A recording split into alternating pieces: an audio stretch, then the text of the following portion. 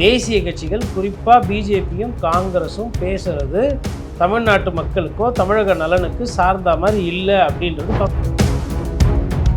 இல்லை, ஜனநாயகத்தில் யார் வேணாலும் புதிய கட்சி தொடங்கி தேர்தலில் போட்டியிட வாய்ப்பு இருக்குங்க சார். அப்புறம் எப்படி நம்ம இப்படி சொல்லலாம்? தேர்தல் தோத்தவொன்னா அசிங்கமாக ஓடி போய் புது கட்சி துவங்குறது, அசிங்கமாக ஓடி போய் வேறு கட்சியில் சேர்க்கறது, அதெல்லாம்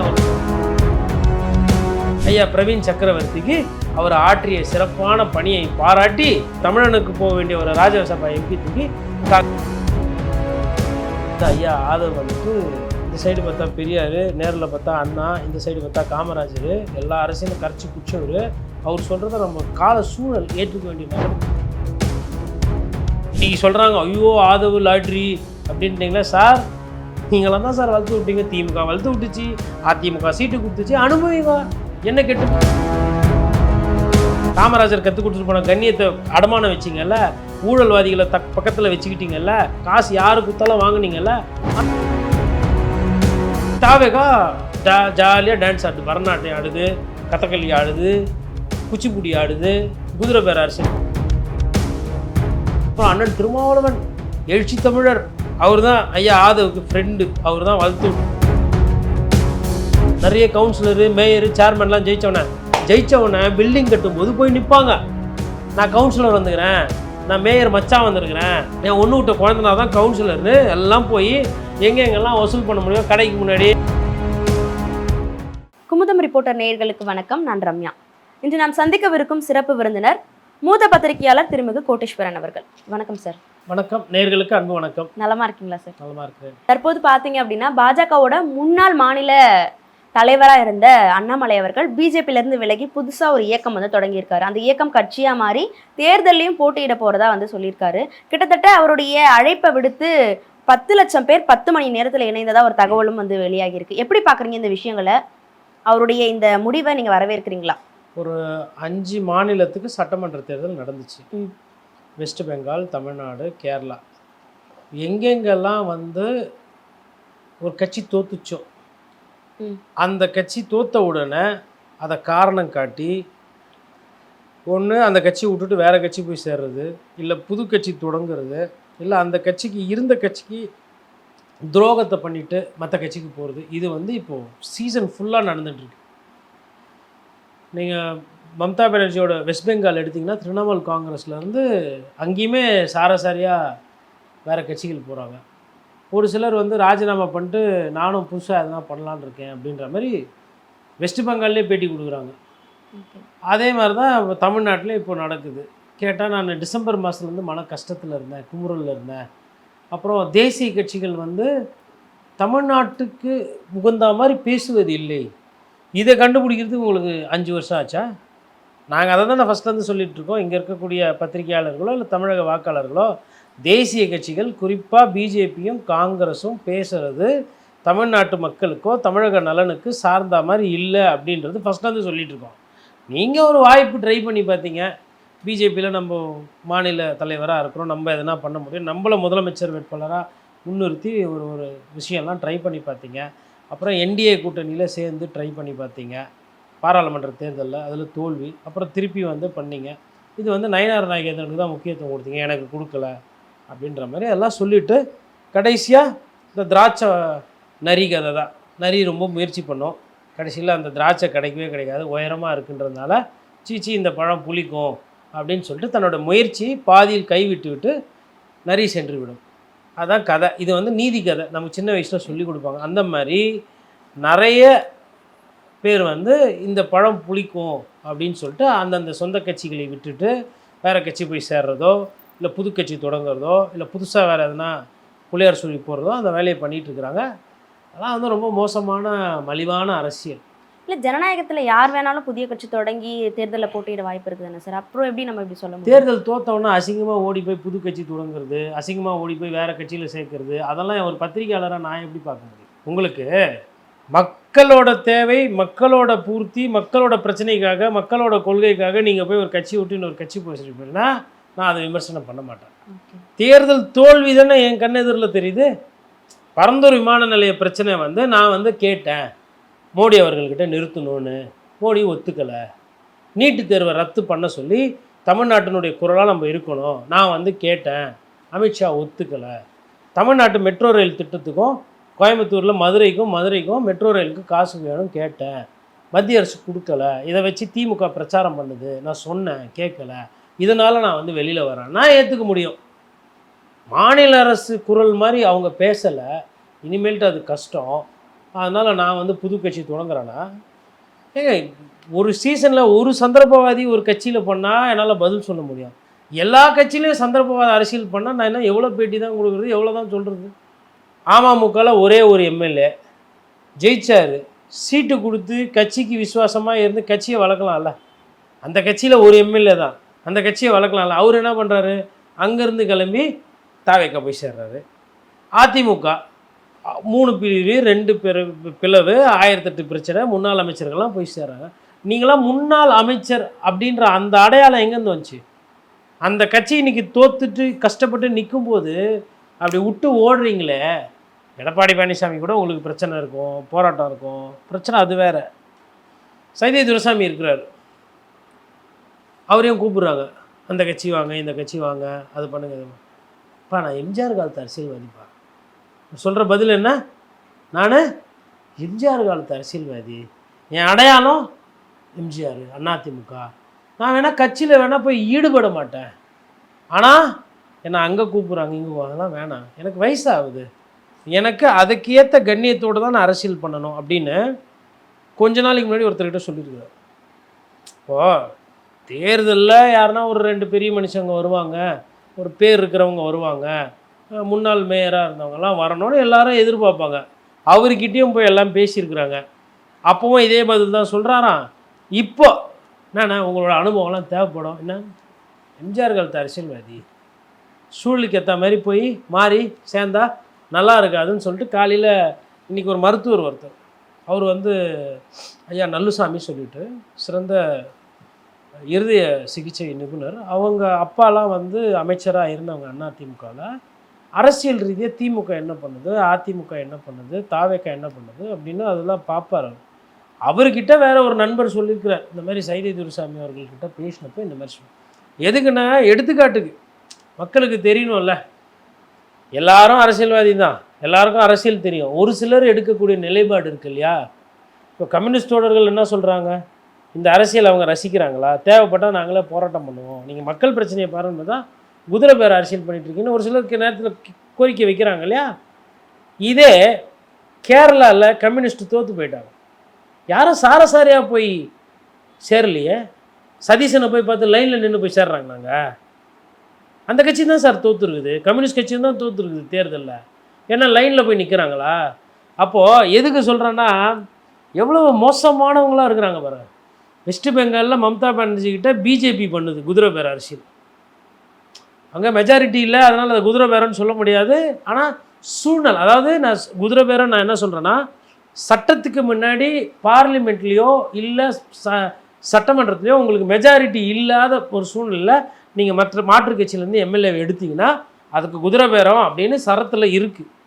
இதே மெஜாரிட்டி இருக்குது, நீங்கள் ஒரு 10 பேர் வந்து எங்கிட்ட சேர்ந்தால் தான் ஒன்றும் ஆகலை அப்படின்னா அந்த செக்ஷனை வந்து பெருசாக எடுத்துகிட்டு போக முடியாது. ஏன்னா ஒரு ஒரு உத்தரவு இருக்கணும், கொறடா உத்தரவு இருக்கணும். பட் அவங்களுமே வந்து இந்த கொறடாவை மாற்றுறது இல்லை கொறடா உத்தரவு பிரிக்கிறதா அதான் கட்சியினுடைய அமைப்பு மாற்றுறது அந்த வேலையை பண்ணிகிட்டு இருக்காங்க. அப்போது 15 வருஷமாக ஆட்சியில் இருந்தப்போ எல்லாம் போய் மம்தா பானர்ஜி, திரிணாமுல் காங்கிரஸ், நான் சாட்டர்ஜி, நான் பானர்ஜி, நான் வெங்காயம், நான் வெள்ளை பூண்டு எல்லாம் சேர்ந்தீங்க.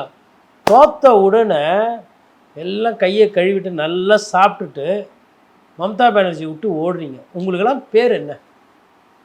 ஸோ வட இந்தியாவிலும் பண்ணுறீங்க, தென்னிந்தியாவிலையும் நடக்குது, தமிழ்நாட்டிலையும் இந்த கேவலம் நடக்குது. இதுக்கு நான் என்ன கருத்து சொல்கிறது? கேட்டால் மக்கள் சேவை செய்கிறதுக்கோசரம் போனாங்களாம். ஒரு கட்சி பதவி கொடுத்தது, ஒரு கட்சி, அந்த கட்சிக்கு விசுவாசமாக இருப்போம். தோத்தா அப்படியே கைக்கு விட்டு ஓடிடணுமா? யார் ஜெயிச்சாங்களோ அவங்க கூட போய் பழகிடணும், அவங்க கூட போய் சேர்ந்துடணும். அவங்களாச்சு எப்போ அசிங்கமாக இருக்கும்ப்பா, எல்லோரும் இந்த மாதிரி கொத்தாக வந்து சேராதிங்க, அடுத்த வருஷம் கொஞ்சம் பேர் வாங்க, அதுக்கு அடுத்த வருஷம் கொஞ்சம் பேர் வாங்க, 2 இன்ஸ்டால்மெண்ட்டில் எடுத்துக்கிறோன்னு அவங்களாச்சும் சொல்லலாம்ல. இது அருவருப்பாக இருக்குது. இது இப்போ எதிர்கட்சின்னு ஒன்று இருக்கணுங்க அரசியல் பண்ணுறதுங்கன்னு. இப்போ இவங்கெல்லாம் வந்துட்டு என்ன பண்ண போகிறாங்க?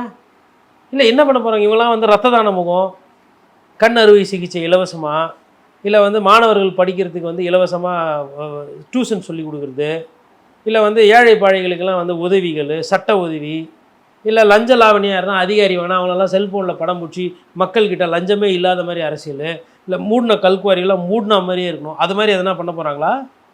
இல்லை மக்கள் சேவை மக்கள் சேவைன்றாங்க. இதெல்லாம் நான் சொன்னதெல்லாம் மக்கள் சேவை. இது மாதிரிலாம் எதனா பண்ண போகிறீங்களா? போதா குறைதுக்கு காங்கிரஸ் ஐயா பிரவீன் சக்கரவர்த்திக்கு அவர் ஆற்றிய சிறப்பான பணியை பாராட்டி தமிழ்நாட்டுக்கு போக வேண்டிய தமிழனுக்கு போக வேண்டிய ஒரு ராஜ்யசபா எம்பி தூக்கி காங்கிரஸ் கொடுக்குறீங்க. அவர் வேலை செஞ்ச நிறுவனத்தில் தரவுகள் எடுத்துட்டதா அவர் மேலே ஒரு குற்றச்சாட்டு இருக்குது. கூகுள் பண்ணிங்கன்னா ஆங்கில பத்திரிகையில் செய்தி வரும். இவர் வந்து தகவலை திருடிட்டாரு, இவர் மேலே குற்றம் இருக்குது, இவர் மீது நடவடிக்கை எடுக்கணும்னு வழக்கு பதியப்பட்டது. அப்படி ஒரு நபரை தேடி கண்டுபிடிச்சி தகவலையே திருடினவர் வாய்ப்பு கட்சா வேறு என்னெல்லாம் திருடுவார்? அது என்னன்னா, ஒரு கம்பெனி இருக்க டேட்டாவெல்லாம் எடுத்து இன்னொரு கம்பெனிக்கு கொடுத்துட்டு கொஞ்சம் ஆளுங்களெல்லாம் அமுச்சு விட்டு அப்புறம் இவரும் போய் சேர்ந்தாருன்றது அவர் மீது குற்றச்சாட்டு. அப்போ கம்பெனிக்கு ஒன்றும் இல்லை, கட்சிக்கும் இதை கூட்டணி யாரோட இருந்தாங்க? காங்கிரஸ் தேர்தலுக்கு முன்னாடி திமுகவோட. இப்போ யாரோட இருக்கிறாங்க? தாவேக்காவோட. அதே மாதிரி தான் இருக்குதா இதுவும்? ஒரு கம்பெனியில் இருக்க வேண்டியது, கம்பெனி சம்மந்தமான விஷயத்தெல்லாம் வெளில அனுப்ப வேண்டியது, அப்புறம் போய் அந்த கம்பெனியை சேர்த்துக்கிறது. அதேமாரி ஒரு கம்பெனியில் இருந்தாங்களா ஒரு கூட்டணியில், அந்த கூட்டணிக்கு என்னென்ன பிரச்சனை எல்லாம் பண்ண முடியுமோ முடிச்சு விட்டு இப்போ வேற ஒரு புது கூட்டணியில் போய் சேர்ந்துட்டாரா? அது மூலமா ராஜ்யசபா எம்பி வாங்கிட்டாரா? இந்த மாதிரி ஆட்கள் இவங்களுக்கெல்லாம் பேர் என்ன? இல்லை, ராகுல் காந்தி பிரவீன் சக்கரவர்த்திக்கு வந்து இந்த பதவி கிடைக்கணுன்றதுக்காக தான் தாவேக்காக்கு போனாரோ அப்படின்ற ஒரு பார்வையும் பார்க்கப்படுது. அப்படி இருக்குமாங்க சார்?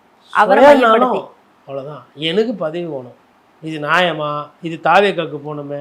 தாவேக்காவும் தயாராக இருக்குது. தாவேக்காக்கு வந்துங்க ஒரு தெருவா போய் சட்டமன்றம் போய் கஷ்டப்பட்டு உழைச்சி கிழிச்சி ஒரு கொள்கையை சொல்லி, இல்லை ஒரு மக்களுக்கு தேவையான போராட்டத்தை பண்ணி அப்படியெல்லாம் வரல. மக்களுக்கு வந்து ஒரு கோபம் இருந்தது. திமுக மீது ஒரு கோபம், அதிமுக மீது ஒரு கோபம். அந்த கோபத்தோட விஜய் சாரோட வசீகரம் சேர்ந்தவொன்னே எல்லாம் சேர்ந்து அடிச்சிச்சு. நல்ல ஒரு ஜாக்பாட்டு அடிச்சாச்சு. இப்போ செய்கிறதெல்லாம் அதிகாரம் இருக்குது. அதிகாரம் இருக்கும்போது என்ன பண்ணுவாங்க? மணல் அள்ளு, மலையை உட, லஞ்சம் வாங்கு, ட்ரான்ஸ்ஃபருக்கு காசை கொடு, என்னென்ன பண்ண முடியுமோ எல்லாம் பண்ணு. பாட்டிலுக்கு 10 ரூபா வாங்க, தேவைப்பட்டால் பாட்டிலுக்கு 20 ரூபா வாங்க. யார் நம்மளை கேட்குறது? நம்மளை யார் கேட்குறது? எல்லாம் பண்ணுவோம்ல. இந்த எம்எல்ஏவை தூக்கு, அந்த எம்எல்ஏ தூக்கு, அதான் நடக்குது நாட்டில். இப்போ தாவேக்கால எம்எல்ஏவாக இருந்தவங்க ராஜினாமா செஞ்சுட்டு போய் தாவேக்கால இணைஞ்சதை பார்க்க முடியுது அதிமுகவில் இருந்து. அதே அதிமுகவில் முன்னாள் அமைச்சர்களாக இருந்த கடம்பூர் ராஜு இவங்க எல்லாம் போய் இப்போ இணையறதை பார்க்க முடியுது. இதுக்கு பின்னாடியும் குதிரை பேரம் இருக்குன்னு நினைக்கிறீங்களா? இல்லை, இதுக்கு பின்னாடி குதிரை பேரம் கிடையாது. ஏன்னா அவங்க எம்எல்ஏ கிடையாது இல்லையா, அவங்கெல்லாம் முன்னாள் அமைச்சர்கள் தானே. இதுக்கு முன்னாடி ஆசை இருக்குது, அரசியல் ஆசை. ஆளுங்கட்சியோட போய் சேர்ந்துக்கிட்டா அந்த இடத்துல எதனா டெண்டர் எடுக்கலாம், எதனா வேலை எடுக்கலாம், தங்களுக்கு வேண்டப்பட்டவங்க பசங்க சொந்தக்காரங்களுக்கு கவுன்சில் சீட்டு வாங்கி கொடுக்கலாம், கடலூர் மேயர் சீட்டு கேட்கலாம், அவ்வளோதான். நீங்கள் என்ன நினச்சிங்க? கொடி தூக்கிட்டு போய் கொடிக்காத்த குமரன் மாதிரி போராட்டம் பண்ணுவாங்க. இவங்கெல்லாம் புறப்பட்டு எல்லாம் கும்பலாக டெல்லிக்கு போயிட்டு நீங்கள் வந்து பணத்தை கொடுத்தீங்கன்னா தான் நாங்கள்லாம் திருப்பி போவோம், மெட்ரோ ரயிலுக்கு காசு கொடுங்க, இப்போ தாவேக்கா வந்து உங்களை பாசிச பாஜகன்னு சொல்லிச்சு, அப்படி எதனா போராட்டம் பண்ணுறது எதனா திட்டம் இருக்கா? தேர்தல் வரப்போது, உள்ளாட்சி தேர்தல், அங்கே போனால் எதனா சீட்டு வாங்கலாம், சேர்மன் ஆகலாம், மேயர் ஆகலாம், இல்லை எதனா கடைக்க பார்த்து செய்வாங்க, இல்லை கான்ட்ராக்டராக இருந்தால் கான்ட்ராக்ட் எடுக்கலாம், அதுக்கு தான் போய் சேர்றது, வேற என்ன? இல்லை, ஆதவ் சொன்ன மாதிரி தாவேக்கா அப்படின்றது புதிய அதிமுகவாக இருக்குது அப்படின்ற ஒரு ஸ்டேட்மெண்ட் சொல்லியிருந்தார்ல, அது உண்மைன்ற மாதிரி அவர் வந்து ஐயா ஆதவ் வந்துட்டு இந்த சைடு பார்த்தா பெரியார், நேரில் பார்த்தா அண்ணா, இந்த சைடு பார்த்தா காமராஜர், எல்லா அரசியலும் கரைச்சி குடிச்சவர். அவர் சொல்கிறத நம்ம கால சூழல் ஏற்றுக்க வேண்டிய நிலைமையில் இருக்கோம். தொழில் சார் என்ன தொழில் பார்த்தா அபிடாவிட் எடுத்து பார்த்தா லாட்ரின்னு இருக்குது. இவர் சொல்கிறாரு அரசியல், இன்றைக்கி அதுதான் அரசியல் தான் ஓடிட்டு இருக்குது. அந்த அரசியலுக்கு என் போன்ற பத்திரிகையாளர்னால் பதில் சொல்ல வேண்டிய சூழ்நிலைக்கு நாங்கள் தள்ளப்பட்டிருக்கிறோம். நன்றி ஓவியம் எல்லா கட்சிகளும். இவங்களாம் தான் வளர்த்து விட்டாங்க. இந்த புண்ணியவானுங்களாம் இருக்கிறாங்களே இன்றைக்கி சொல்கிறாங்க ஐயோ ஆதவு லாட்ரி அப்படின்ட்டிங்களா சார்? நீங்களாம் தான் சார் வளர்த்து விட்டீங்க. திமுக வளர்த்து விட்டுச்சு, அதிமுக சீட்டு கொடுத்துச்சு, அனுபவிங்க. என்ன கெட்டு போச்சு? அரசியலை பாழ்படுத்துனீங்கல்ல, அண்ணா கொடுத்துட்டு போன அரசியலை நாசம் பண்ணீங்கல்ல, காமராஜர் கற்றுக் கொடுத்துட்டு போன கண்ணியத்தை அடமானம் வச்சிங்கல்ல, ஊழல்வாதிகளை பக்கத்தில் வச்சுக்கிட்டீங்கல்ல, காசு யாரு குத்தாலும் வாங்கினீங்கல்ல, அனுபவிங்க. அவ்வளோதான் சொல்ல முடியும். இதுக்கு என்ன பதில்னா அனுபவிக்கிட்டோம். மக்களை பற்றி சிந்திக்காமல் பணம் பணம் பணம், பொழுதுக்கும் பணம். எவ்வளோ பணம்? என்ன திம்பிங்களா திராவிட கட்சிகள்? அனுபவிங்க. இன்றைக்கி தாவேக்கா ஜாலியாக டான்ஸ் ஆடுது, பரதநாட்டியம் ஆடுது, கதகளி ஆடுது, குச்சிப்புடி ஆடுது, குதிரை பேர் அரசியல் பண்ணுது. ஐயா ஆதவ அரசியல் சொல்லி தருவார், கற்றுக்கங்க. அவ்வளோதான். யார் ஒருத்தர் பாண்டில் காசு கொடுத்தா யார் நல்லவங்களா கெட்டவங்களா, தொழில் என்ன, இந்த பணம் நமக்கு தேவையா, எந்த வகையில் இந்த பணம் வருது, என்ன எதை பற்றியும் காலம், யார் பணம் கொடுத்தாலும் வாங்கிக்கிறது. அனுபவிங்க. நீங்கள் தானே வளர்த்து விட்டீங்க. அப்புறம் அண்ணன் திருமாவளவன் எழுச்சி தமிழர், அவர் தான் ஐயா ஆதவுக்கு ஃப்ரெண்டு, அவர் தான் வளர்த்து விட்டார். இன்றைக்கி ஐயா ஆதவ் சொல்கிறாரு, இது அரசியல், அது அரசியல், அது அரசியல், இது அரசியல். இவர் தான் மோனிட்டுக்கு எடுத்துன்னு போய்ட்டு லெட்ரு கொடுத்தார். அவரு நல்லா சார் ஹைட் அண்ட் வெயிட்டாக இருப்பார். அவர் தான் பெரிய லெட்டரை எடுத்துன்னு போய்ட்டு டிவிஎஸ்சிக்கு கமிஷனர் சரி கிடையாதுன்னு ஐயா அருண் மேலே லெட்ரு கொடுத்தாரு. அப்புறம் அவரு தூக்கி முக்கிய பதவி கொடுத்து வச்சுக்கிறீங்க. இதில் பாதிக்கப்பட போகிறது யாரானா தாவேக்கால இருக்கிற உண்மையிலே விஜய் அவர்கள் நல்ல ஆட்சி கொடுக்கணும், நல்ல அமைச்சர்களாக இருக்கணும்னு நினைப்பாங்க இல்லையா, அவங்கெல்லாம் இதில் சின்ன பின்னமாக கஷ்டப்படுவோம். இது வெளியில் சொல்ல முடியாது. எப்படி ஒரு செந்தில் பாலாஜி KN மொத்த திமுக கெட்ட பேர் வந்து ஒரு ஆட்சி மாற்றம் வந்து இன்றைக்கி சிக்கு முக்காய் நிற்கிது. எப்படி வந்து அந்த சைடில் SP வேலுமணி, அதுக்கப்புறமா வந்துட்டு விஜயபாஸ்கர், நீங்கள் என்ன வேணால் பண்ணுங்கள், எவ்வளோ வேணால், பணம் தான் பிரதானம், பணம் தான் செல்வாக்கு அப்படின்னு நினச்சிக்கிட்டு எல்லாம் பண்ணி இன்றைக்கி சின்னாபின்னமாச்சு. இதே நிலமை ஹிஸ்ட்ரி வில் ரிப்பீட்.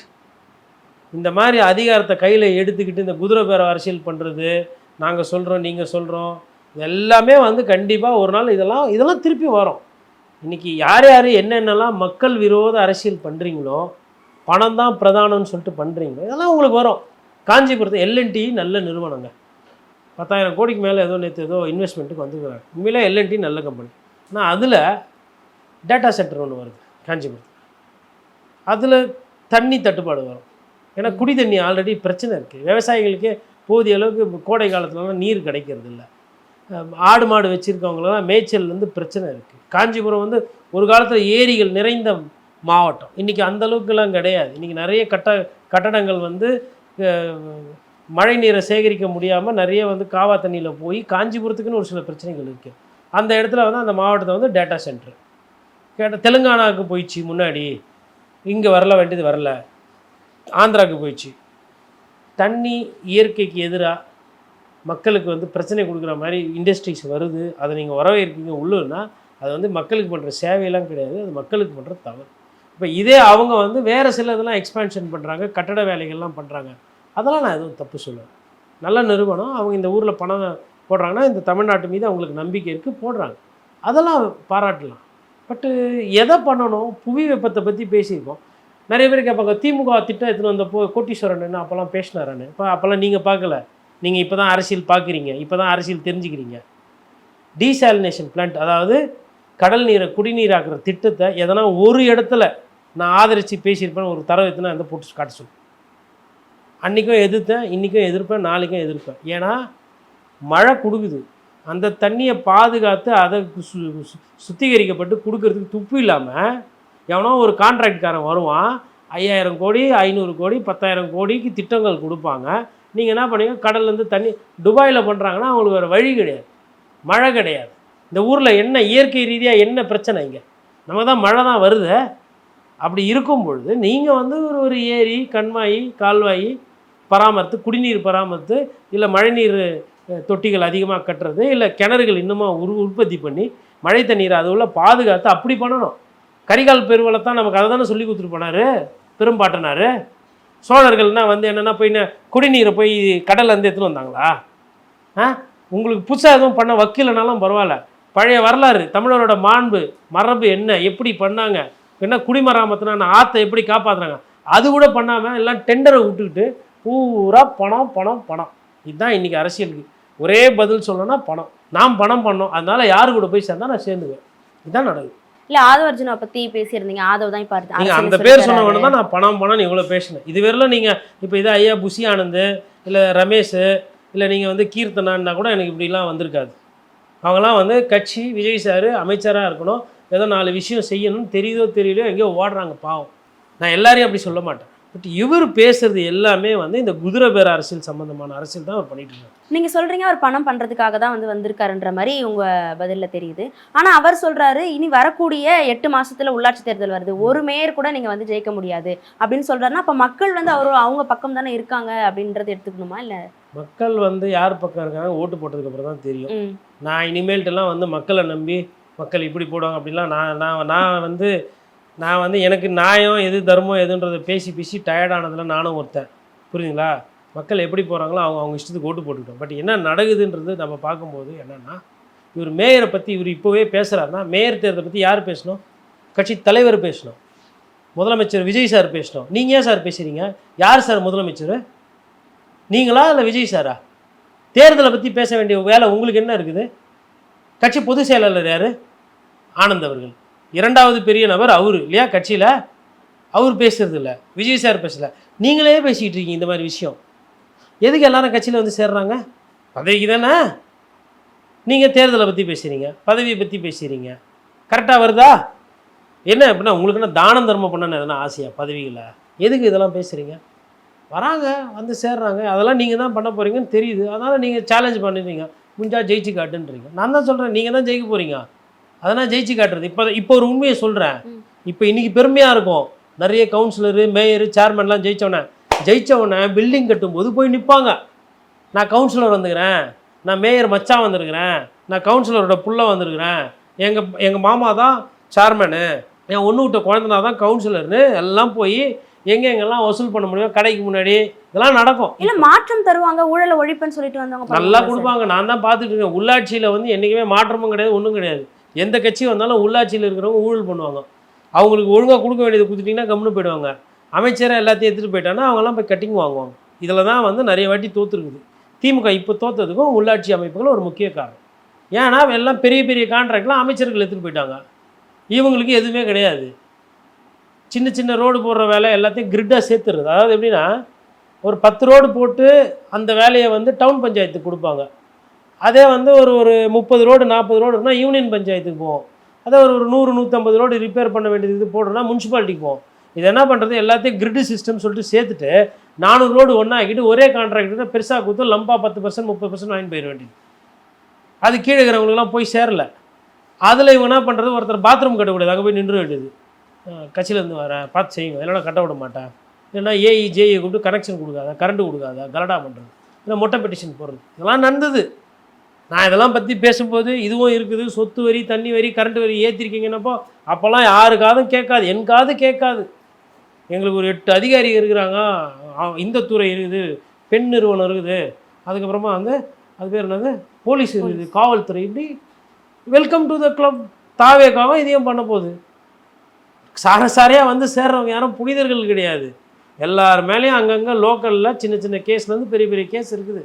உங்களுக்கு தெரியலன்னா எடுத்து பாருங்கள். அவங்களெல்லாம் சேர்த்துக்கிறீங்க. சேர்த்தோன்னா அவங்க லோக்கலில், அதாவது ஒன்று சொல்லுவாங்களே, ஆமாம் ஆற்றை கெடுக்கணும், கடலில் இருந்தால் ஆமை நல்லது, ஆற்றுல நிறைய இருந்தால் பிரச்சனை. அந்த மாதிரி இது வந்து என்னென்ன சிக்கல் வரப்போகுது. ஏன்னா நிறைய பேர் போய் சேர்றாங்க, நல்லது. தாவேக்கா ஒரிஜினல் தாவேக்காக்காரங்களுக்கு அது கெட்டது. அதுங்க அது அவங்களோட உழைப்பு. தாவேக்கா ஜெயிச்சது இன்றைக்கி யாரோட உழைப்பு? அந்த கட்சி தொண்டரோட உழைப்பு. இப்போ இதெல்லாம் பெரிய பெரிய டிக்கெட் எல்லாம் போதில்லை. இந்த முன்னாள் அமைச்சர், இன்னாள் எம்எல்ஏ போனவொன்னே என்ன பண்ணோம், அந்த இடத்துல அங்கே இருக்கிற தாவேக்காரங்களை அமுக்குவாங்க. பணக்காரங்க, வசதி பட்சவங்க, தப்பு தண்டா பண்ணி பழக்கப்பட்டவங்க. எங்கே எந்த கான்ட்ராக்ட்லாம் இவங்களுக்கு வணக்கம் வைக்க ஆரம்பிச்சிடுவாங்க. இனிமேல்ட்டு முன்பணம் போடுறதோ எடுக்கிறதோ இல்லை வட்டிக்கு வாங்கி பண்ணுறதோ பண்ண முடியும். தாவேக்காரங்களை ஈடு கொடுக்க முடியுமா? என்ன உங்கள் கட்சியில் என்ன எல்லாரும் பணக்காரங்களா? ஐயா ஆதவர்ஜுனம் என்ன மாதிரி கலாச்சாரத்தை உருவாக்குறாரு தெரியுது அவங்க கட்சியில். யார் பேசுறது அதை? இல்லை அவர் ஒருத்தர் தான் இந்த கலாச்சாரத்தை உருவாக்குறாருன்னு சொல்லுங்கள். அவர் ஒருத்தர்கிட்ட தான் நிறைய பணம் இருக்குது. நீங்கள் கேட்ட கேள்விக்கு அதான் பதில். சரி, லஞ்சம் வாங்கலாம், ஊழல் பண்ணலாம், இவ்வளோ வா கொஞ்சம் அப்படின்னு பேசினவர் தானே ஐயா ஆதவ. எப்படி வரும் அந்த அந்த வார்த்தை, எப்படி வரும் உங்களுக்கு அந்த எண்ணம் எல்லாம்? அந்த இதெல்லாம் வாய் தவறி கூட அந்த மாதிரி வார்த்தை வரக்கூடாதுல்ல. உண்மையிலே நீங்கள் மாண்பான அரசியல்வாதி, மதிப்பிற்குரிய அரசியல் நீங்கள் பண்ணுறீங்க, அதுதான் உங்கள் நிலைப்பாடுனா எப்படி வரும்? சரி, நீங்கள் எதுக்கு விசிகா விட்டு வெளில வந்தீங்க? பதவி. நீங்கள் எதுக்கு திமுகவில் போய் சேரணும்னு வச்சிங்க? பதவி. இப்போ தாவேக்கால நீங்கள் என்ன அனுபவிக்கிறீங்க? பதவி. சேவை செய்யறதுக்கு பதவி தேவையா உண்மையிலே மக்களுக்கு? அதெல்லாம் யோசிக்கணும் நாட்டு மக்கள். ஆனால் நாங்கள் யோசிக்க மாட்டோம். நாங்கள் ரீல்ஸு, டிக்டாக்கு, ஃபேஸ்புக்கில் போட்டால் லைவ் ஃபயர் விட்டு போயினே இருக்கும். சரிங்க, என்னால் வந்துங்க ஐயா ஜேசிடி பிரபாகர், ஐயா ஜேசிடி பிரபாகர் இருக்கிறாங்க, ஆனந்த் இருக்கிறாரு, அதுக்கப்புறம் ஒரு சில அமைச்சர்லாம் இருக்கிறாங்க. அவங்களோட இப்போ லோகேஷ், இப்போ ராஜ்மோகன், அதுக்கப்புறமா அந்த பார்த்திபன் கூட பாவம், அவர் வந்து அவளை தவிர்த்து ஒன்றும் தெரில. போக்குவரத்து துறை அமைச்சர், ப்ராப்பர் ஒரிஜினல் தாவேக்கா தெரியல. அதே மாதிரி அவர் ஃப்ரெண்டு இருக்கார் இல்லையா, அந்த எது கேட்டாலும் நோ கமெண்ட் சொல்கிறாரு, அவர் கூட வந்துங்க தெரியல என்ன பேசணும் தெரியல. ஸ்ரீநாத் விஜய் சாரோட ஃப்ரெண்டு. ஸ்ரீநாத்துக்கெலாம் வந்து ஒரு 2000 கோடி சம்பாதிக்கணும், 5000 அதெல்லாம் தெரியாது, அந்த ஆசையும் இருக்காது. சரி, நான் வந்து ஸ்ரீநாத் யார் அவர் என்னன்றது எனக்கு தெரியாது. ஒரு சிலரை கணிக்கும் போது ஒரு பத்திரிகையாளராக எனக்கு ஒரு சில விஷயங்கள் பார்க்கும்போது அந்த வெகுளித்தன்மை எனக்கு தெரியுது. பாவம் படிக்கல, தெரியல, ஒரு வாய்ப்பு ஒரு 3 மாதம் 6 மாதம் ட்ரைனிங்கு ஏதோ கொடுத்தா பிக்கப் ஆகிடுவாப்புல. ஆனால் இது மாதிரி ஆட்களை நீங்கள் விட்டிங்கன்னா, செந்தில் பாலாஜி திமுகக்கு என்ன செய்தாரோ, சேகர்பாபு திமுகக்கு என்ன செய்தாரோ அதையே தாவேக்காக்கு ஒரு சிலர் செய்வாங்க. தாவேக்காக்குள்ளே இருந்துக்கிட்டேன் அது நடக்கும்போது விஜய் வருத்தப்படுவார். But it will be too late. எச்சரிக்கையாகவே நிறைய விஷயங்கள் சொல்லியிருக்கீங்க அப்படின்றத. நான் எச்சரிக்கைன்றதுங்க யதார்த்தம், தெரிஞ்சு தெரியாத மாதிரி கூட அவங்க கடந்து போவாங்க. அது அவங்க கட்சிக்கு இன்றைக்கி வசதியாக இருக்கும். கண்டிப்பாக இதெல்லாம் வந்து ஒரு வருஷம் 2 வருஷம் கழிச்சு அவங்களுக்கு குத்தும் குறையும். கண்டிப்பாக சார், நிறைய விஷயங்கள் இந்த நேர்காணலில் பேசிட்டோம், தொடர்ந்து பேசுவோம் சார். நன்றி. நன்றி, வணக்கம்.